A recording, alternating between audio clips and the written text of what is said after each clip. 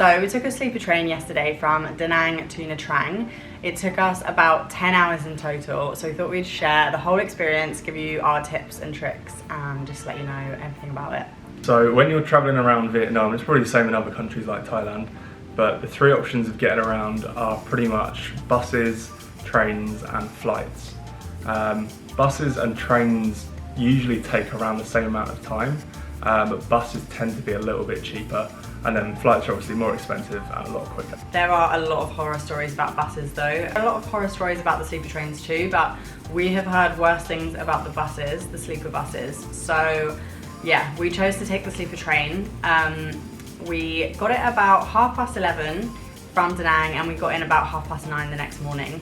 So it's kind of a good use of your time because you're not wasting a day, you're just wasting your sleeping time, but obviously there are beds so you can sleep on them. There are, I think, 3 options, is it 3? Either seats, which is obviously the cheapest option, and then I think they call them hard berth beds, which they're not hard, they're as soft as the other ones, but there's 6 of them to a cabin, or there's soft berth beds, which are 4 to a cabin. And they obviously get more expensive, but there's not a load of difference in it. So we got there really early, but on the screen it said the train was departing at 11 instead of the time on the ticket, which said 11:25. I think it actually did depart at 11:25, but they do give you 20 minutes or so to get on and get settled. Obviously it was quite late, so there were stops before us and people were already sleeping in our 4-berth cabin. So we went on. In our cabin we had a little family, so we had a mum, a dad and a kid, and we were on the top bunks. We actually booked the bottom bunks, but they do say it's not necessarily going to work out that way. I managed to probably get 4 or 5 hours sleep, I reckon, maybe a little bit longer. Yeah, I think the same.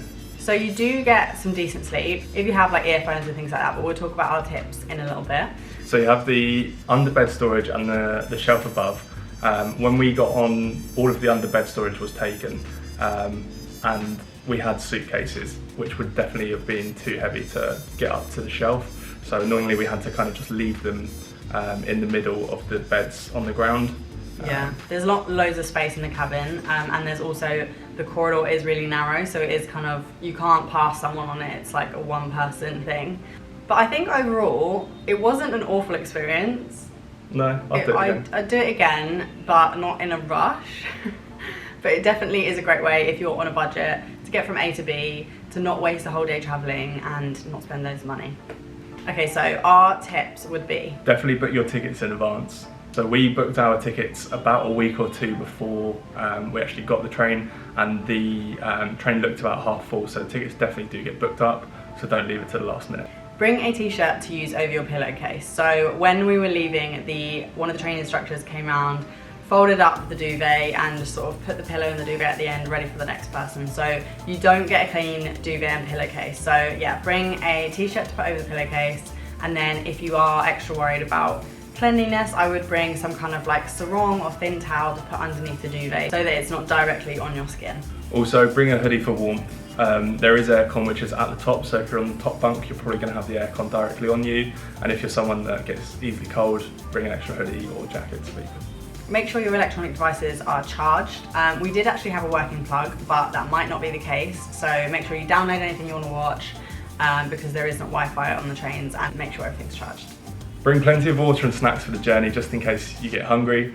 There is someone that comes around with a trolley in the morning with breakfast and coffee, but just make sure that you have enough to get you through the night. Have a smaller bag with the essentials that you need.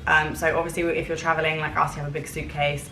We put everything we would need for the night in our rucksack so that it is handy, because there were already people sleeping in the cabin, especially if you're getting a late train. You don't want to be disturbing them and waking everyone up, so yeah, I would just have everything ready in a smaller bag, then you're just ready to go. We also had a bum bag each, which we put our valuables in, and then slept with those next to us so that we could just be sure, because we have heard some stories about things getting stolen. Obviously you don't know who you're going to be with in the cabin, so just bear that in mind. Bring either noise cancelling headphones or earplugs, especially if you're a light sleeper. It is a train, it is loud. So if you need quiet to be able to sleep, just make sure that you have something that can block out the noise. Yeah. Also, the beds are facing sideways, so if you do get travel sickness like me, you probably do want to take travel sickness pills, or we wore the little travel sickness stickers that you put behind your ears, and they did work pretty well. Okay, so I think that covers everything. It wasn't the worst experience in the world, and it got us from A to B, so we'd do it again, and we'd probably recommend it as a mode of transport around Vietnam. Sure. If you have any other questions, feel free to leave them down below and we'll get back to you.